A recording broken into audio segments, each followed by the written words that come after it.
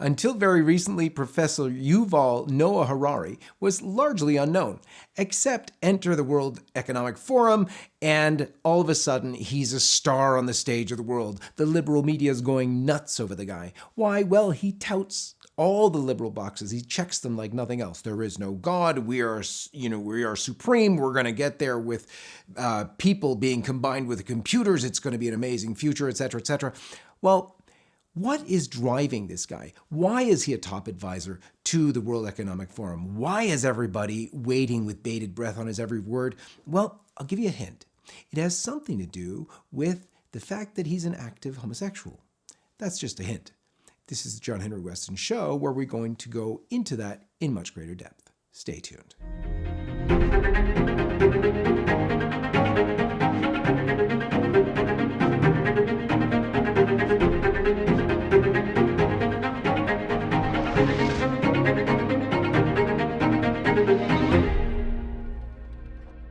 Let's begin as we always do with the sign of the cross. In the name of the Father, and of the Son, and of the Holy Ghost. Amen.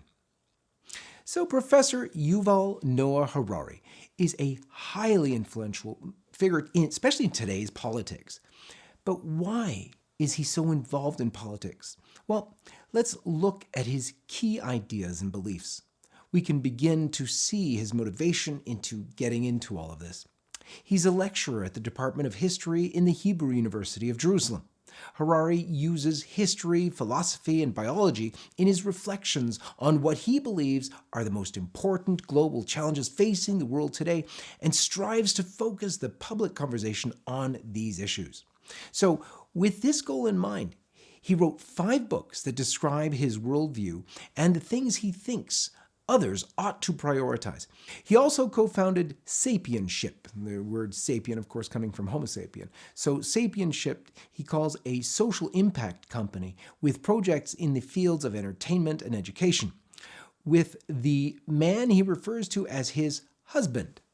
And I kid you not, he refers to him multiple times as his husband, and it's actually his original agent as well. His name is Itzhak Yahav. Now, we'll get into all that in a moment, but this company, and I'll quote it for you, advocates for global responsibility through its mission to clarify the global conversation, to focus attention on the most important challenges, and to support the quest for solutions. And Sapienship highlights 3 problems. Those are technological disruption, ecological collapse, and the nuclear threat, end quote. And of course, hence why he's so popular nowadays. Harari mentions his husband in multiple interviews. And get this, he admits with pride that being gay affects his research, which serves as a major indicator of his worldview. Check this out. Science certainly helped me to accept my sexuality as it is. People often say that it is unnatural to be gay, that nature wanted males to love females and females to love males, and gay people break the laws of nature. Scientific research taught me that this is utter nonsense. There is just no such thing as unnatural behavior. Anything that exists is by definition also natural. So Harari argues that there is no purpose to sex, comparing human sexuality with the sexuality of a chimpanzee. Watch it for yourself. For example, among our closest relatives in nature, the chimpanzees, homosexual behavior is quite common. Most sexual activities among chimpanzees are not done in order to procreate little chimps.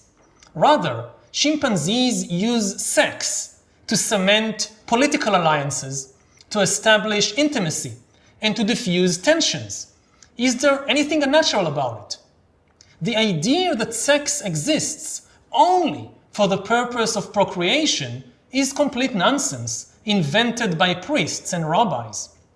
He continues, he said, "In truth, our concepts of natural and unnatural are not taken from biology. They're taken from Christian theology," he says. So, as we know, God, of course, did create man to be superior to all other animals, but Harari reduces humanity to its base animal level, describing God as a myth, a big man in the sky who gets angry when two men love one another, he says. And continuing with this kind of language, he says that no big man in the sky gets angry. The only people who get angry are all sorts of priests and rabbis. So he fleshes out this idea of religion as mythology in his book Sapiens, describing how humans became the dominant creature on the earth.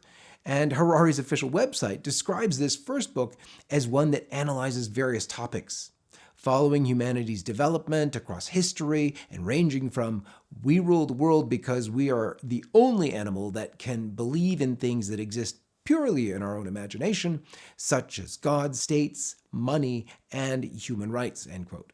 And also, he says, with the help of novel technologies, within a few centuries or even decades, sapiens will upgrade themselves into completely different beings enjoying godlike qualities and abilities, end quote.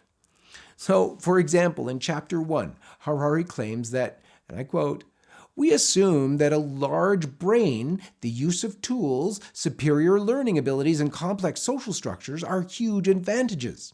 It seems self-evident," he says, "that these have made humankind the most powerful animal on Earth.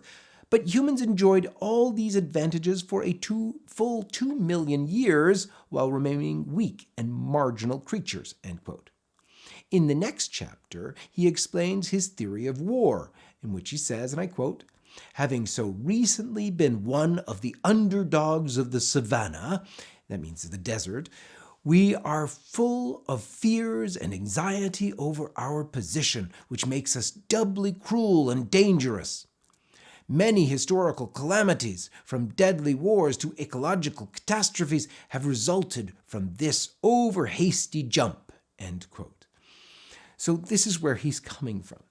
So if you look into his book, he claims this, quote, "Fiction has enabled us not merely to imagine things, but to do so collectively. We can weave common myths such as the biblical creation story, the Dreamtime myths of Aboriginal Australians, and the nationalist myths of modern states. Such myths give sapiens the unprecedented ability to cooperate flexibly in large numbers," end quote. In other words, human superiority is the result of storytelling, and humanity's myths bring about our social nature. So picking up where Sapiens left off, Homo Deus, is another book of his, explores how global power might shift as the principal force of evolution, natural selection, is replaced by intelligent design. And we saw that in his last video, where it's not intelligent design by God, it's our own intelligent design, as he says. Harari reiterates this idea many, many times when talking about technology. Watch for yourself. We humans should get used to the idea that we are no longer mysterious souls. We are now hackable animals. That's what we are. So these clips are from Harari's talks, mostly at the World Economic Forum, where he's not only a contributor, he's an agenda contributor as well. So Harari published a list of errors from this book, Homo Deus, on his website, correcting them, but he maintains that none of these errors changed the core arguments of the book. Most of the corrections were either statistics, dates, or other details, but some, like this one, seemed to be rationalization, an attempt to save his argument in the face of criticism. And I'll quote it for you. "While this may have been a public relations stunt more than a serious move, in numerous other companies, algorithms are joining management boards in more discreet ways.